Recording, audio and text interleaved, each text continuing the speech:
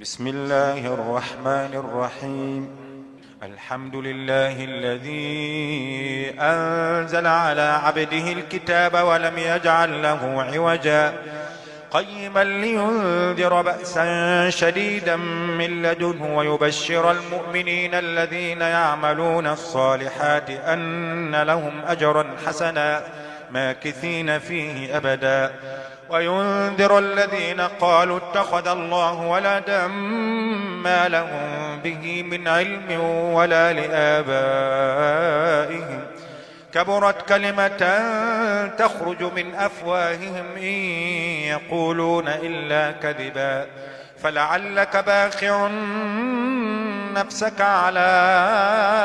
آثارهم إن لم يؤمنوا بهذا الحديث أسفا إنا جعلنا ما على الأرض زينة لها لنبلوهم أيهم أحسن عملا وإنا لجاعلون ما عليها صعيدا جرزا أم حسبت أن أصحاب الكهف والرقيم كانوا من آياتنا عجبا إذ أوى الفتية إلى الكهف فقالوا ربنا آتنا من لدنك رحمة وهيئ لنا من أمرنا رشدا فضربنا على آذانهم في الكهف سنين عددا ثم بعثناهم لنعلم أي الحزبين أحصى لما لبثوا أمدا نحن نقص عليك نبأهم بالحق إنهم فتية آمنوا بربهم وزدناهم هدى وربطنا على قلوبهم إذ قاموا فقالوا ربنا رب السماوات والأرض لن ندعو من دونه إلها لقد قلنا إذا شططا هؤلاء قومنا اتخذوا من دونه آلهة لولا يأتون عليهم بسلطان بين فمن أظلم ممن افترى على الله كذبا وإذ اعتزلتموهم وما يعبدون إلا الله فأووا إلى الكهف ينشر لكم ربكم من رحمته ويهيئ لكم من أمركم مرفقا وترى الشمس إذا طلعت تزاور عن كهفهم ذات اليمين وإذا غربت تقرضهم ذات الشمال وهم في فجوة منه ذلك من آيات الله من يهد الله فهو المهتد ومن يضلل فلن تجد له وليا مرشدا وتحسبهم أيقاظا وهم رقود ونقلبهم ذات اليمين وذات الشمال وكلبهم باسط ذراعيه بالوصيد لو اطلعت عليهم لوليت منهم فرارا ولملئت منهم رعبا وكذلك بعثناهم ليتساءلوا بينهم قال قائل منهم كم لبثتم قالوا لبثنا يوما أو بعض يوم قالوا ربكم أعلم بما لبثتم فابعثوا أحدكم بورقكم هذه إلى المدينة فلينظر أيها أزكى طعاما فليأتكم برزق منه وليتلطف ولا يشعرن بكم أحدا إنهم إن يظهروا عليكم يرجموكم أو يعيدوكم في ملتهم ولن تفلحوا إذن أبدا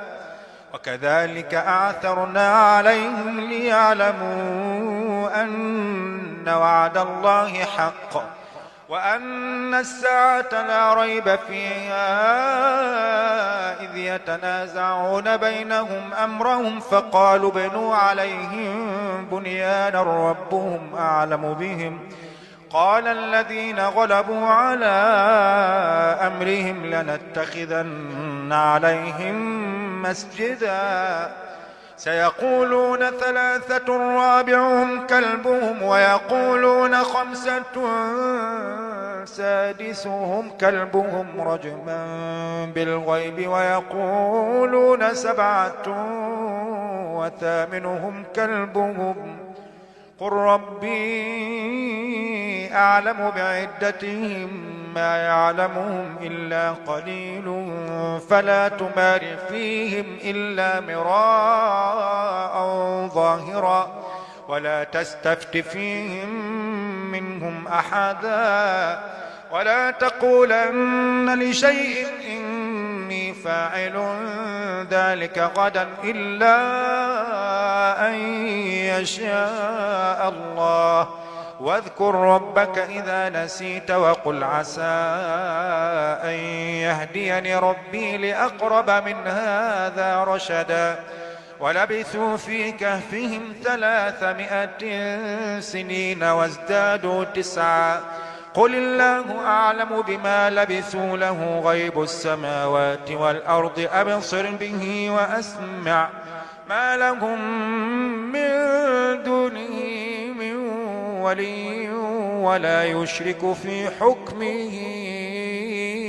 أحدا واتل ما أوحي إليك من كتاب ربك لا مبدل لكلماته ولن تجد من دونه ملتحدا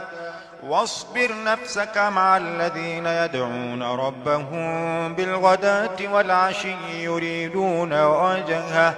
ولا تعد عيناك عنهم تريد زينة الحياة الدنيا ولا تطع من أغفلنا قلبه عن ذكرنا واتبع هواه وكان أمره فرطا وقل الحق من ربكم فمن شاء فليؤمن ومن شاء فليكفر إنا أعتدنا للظالمين نارا أحاط بهم سرادقها وإن يستغيثوا يغاثوا بماء كالمهل يشوي الوجوه بئس الشراب وساءت مرتفقا إن الذين آمنوا وعملوا الصالحات إنا لا نضيع أجر من أحسن عملا أولئك لهم جنات عدن تجري من تحتهم الأنهار يحلون فيها من أساور من ذهب ويلبسون ثيابا خضرا من سندس واستبرق متكئين فيها على الأرائك نعم الثواب وحسنت مرتفقا واضرب لهم مثل الرجلين جعلنا لأحدهما جنتين من أعناب وحففناهما بنخل وجعلنا بينهما زرعا كلتا الجنتين آتت أكلها ولم تظلم منه شيئا وفجرنا خلالهما نهرا وكان له ثمر فقال لصاحبه وهو يحاوره أنا أكثر منك مالا وأعز نفرا ودخل جنته وهو ظالم لنفسه قال ما أظن أن تبيد هذه أبدا وما أظن الساعة قائمة ولئن رددت إلى ربي لأجدن خيرا منها منقلبا قال له صاحبه وهو يحاوره أكفرت بالذي خلقك من تراب ثم من نطفة ثم سواك رجلا لكن هو الله ربي ولا أشرك بربي أحدا ولولا إذ دخلت جنتك قلت ما شاء الله لا قوة إلا بالله إن ترني أنا أقل منك مالا وولدا فعسى ربي أن يؤتيني خيرا من جنتك ويرسل عليها حسبانا من السماء فتصبح صعيدا زلقا أو يصبح ماؤها غورا فلن تستطيع له طلبا وأحيط بثمره فأصبح يقلب كفيه على ما أنفق فيها وهي خاوية على عروشها ويقول يا ليتني لم أشرك بربي أحدا ولم تكن له فئة ينصرونه من دون الله وما كان منتصرا هنالك الولاية لله الحق هو خير ثوابا وخير عقبا واضرب لهم مثل الحياة الدنيا كماء إن أنزلناه من السماء فاختلط به نبات الأرض فأصبح هشيما تذروه الرياح وكان الله على كل شيء مقتدرا المال والبنون زينة الحياة الدنيا والباقيات الصالحات خير عند ربك ثوابا وخير أملا ويوم نسير الجبال وترى الأرض بارزة وحشرناهم فلم نغادر منهم أحدا وعرضوا على ربك صفا لقد جئتمونا كما خلقناكم أول مرة بل زعمتم أن لن نجعل لكم موعدا ووضع الكتاب فترى المجرمين مشفقين مما فيه ويقولون يا ويلتنا ما لهذا الكتاب لا يغادر صغيرة ولا كبيرة إلا أحصاها ووجدوا ما عملوا حاضرا ولا يظلم ربك أحدا وإذ قلنا للملائكة اسجدوا لآدم فسجدوا إلا إبليس كان من الجن ففسق عن أمر ربه أفتتخذونه وذريته أولياء من دوني وهم لكم عدو بئس للظالمين بدلا ما أشهدتهم خلق السماوات والأرض ولا خلق أنفسهم وما كنت متخذ المضلين عضدا ويوم يقول نادوا شركائي الذين زعمتم فدعوهم فلم يستجيبوا لهم وجعلنا بينهم موبقا ورأى المجرمون النار فظنوا أنهم واقعوها ولم يجدوا عنها مصرفا ولقد صرفنا في هذا القرآن للناس من كل مثل وكان الإنسان أكثر شيء جدلا وما منع الناس أن يؤمنوا إذ جاءهم الهدى ويستغفروا ربهم إلا أن تأتيهم سنة الأولين أو يأتيهم العذاب قبلا وما نرسل المرسلين إلا مبشرين ومنذرين ويجادل الذين كفروا بالباطل ليدحضوا به الحق واتخذوا آياتي وما أنذروا هزوا ومن أظلم ممن ذكر بآيات ربه فأعرض عنها ونسي ما قدمت يداه إنا جعلنا على قلوبهم أكنة أكنة أن يفقهوا وفي آذانهم وقرا وإن تدعوهم إلى الهدى فلن يهتدوا إذن أبدا وربك الغفور ذو الرحمة لو يؤاخذهم بما كسبوا لعجل لهم العذاب بل لهم موعد لن يجدوا من دونه موئلا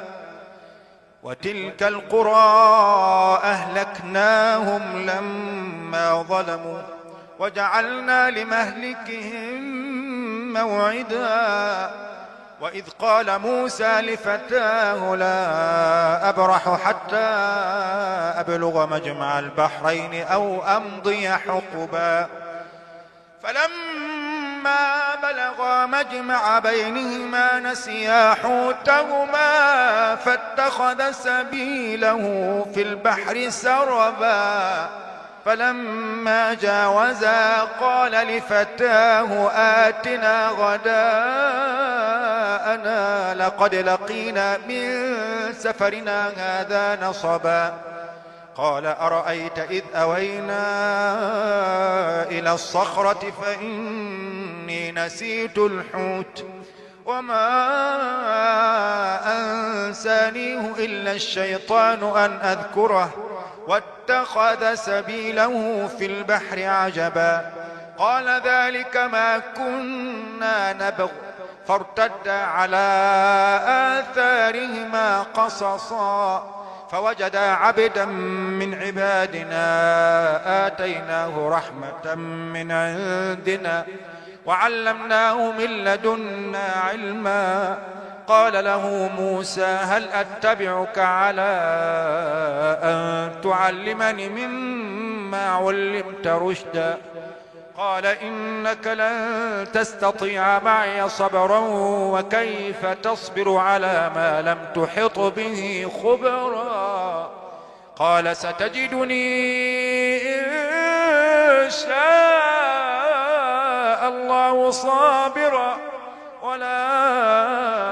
أعصي لك أمرا قال فإن اتبعتني فلا تسألني عن شيء حتى أحدث لك منه ذكرا فانطلقا حتى إذا ركبا في السفينة خرقها قال أخرقتها لتغرق أهلها لقد جئت شيئا إمرا قال ألم أقل إنك لن تستطيع معي صبرا قال لا تؤاخذني بما نسيت ولا ترهقني من أمري عسرا فانطلقا حتى إذا لقيا غلاما فقتله قال أقتلت نفسا زكية بغير نفس لقد جئت شيئا نكرا قال ألم أقل لك إنك لن تستطيع معي صبرا قال إن سألتك عن شيء بعدها فلا تصاحبني قد بلغت من لدني عذرا فانطلقا حتى إذا أتيا أهل قرية استطعما أهلها فأبوا أن يضيفوهما فوجدا فيها جدارا يريد أن ينقض فأقامه قال لو شئت لاتخذت عليه أجرا قال هذا فراق بيني وبينك سأنبئك بتأويل ما لم تستطع عليه صبرا أما السفينة فكانت لمساكين يعملون في البحر فأردت أن أعيبها وكان وراءهم ملك يأخذ كل سفينة غصبا. وأما الغلام فكان أبواه مؤمنين فخشينا أن يرهقهما طغيانا وكفرا فأردنا أن يبدلهما ربهما خيرا منه زكاة وأقرب رحما. وأما الجدار فكان لغلامين يتيمين في المدينة وكان تحته كنز لهما وكان أبوهما صالحا فأراد ربك أن يبلغا أشدهما ويستخرجا كنزهما رحمة من ربك وما فعلته عن أمري ذلك تأويل ما لم تستطع عليه صبرا. ويسألونك عن ذي القرنين قل سأتلو عليكم منه ذكرا إنا مكنا له في الأرض وآتيناه من كل شيء سببا فأتبع سببا حتى إذا بلغ مغرب الشمس وجدها تغرب في عين حمئة ووجد عندها قوما قلنا يا ذا القرنين إما أن تعذب وإما أن تتخذ فيهم حسنا قال أما من ظلم فسوف نعذبه ثم يرد إلى ربه فيعذبه عذابا نكرا وأما من آمن وعمل صالحا فله جزاء الحسنى وسنقول له من أمرنا يسرا ثم أتبع سببا حتى إذا بلغ مطلع الشمس وجدها تطلع على قوم لم نجعل لهم من دونها سترا كذلك وقد أحطنا بما لديه خبرا ثم أتبع سببا حتى إذا بلغ بين السدين وجد من دونهما قوما لا يكادون يفقهون قولا قالوا يا ذا القرنين إن يأجوج ومأجوج مفسدون في الأرض فهل نجعل لك خرجا على أن تجعل بيننا وبينهم سدا قال ما مكني فيه ربي خير فأعينوني بقوة أجعل بينكم وبينهم ردما آتوني زبر الحديد حتى إذا ساوى بين الصدفين قال انفخوا حتى إذا جعله نارا قال آتوني أفرغ عليه قطرا فما استطاعوا أن يظهروه وما استطاعوا له نقبا قال هذا رحمة من ربي فإذا جاء وعد ربي جعله دكاء وكان وعد ربي حقا وتركنا بعضهم يومئذ يموج في بعض ونفخ في الصور فجمعناهم جمعا وعرضنا جهنم يومئذ للكافرين عرضا الذين كانت أعينهم في غطاء عن ذكري وكانوا لا يستطيعون سمعا أفحسب الذين كفروا أن يتخذوا عبادي من دوني أولياء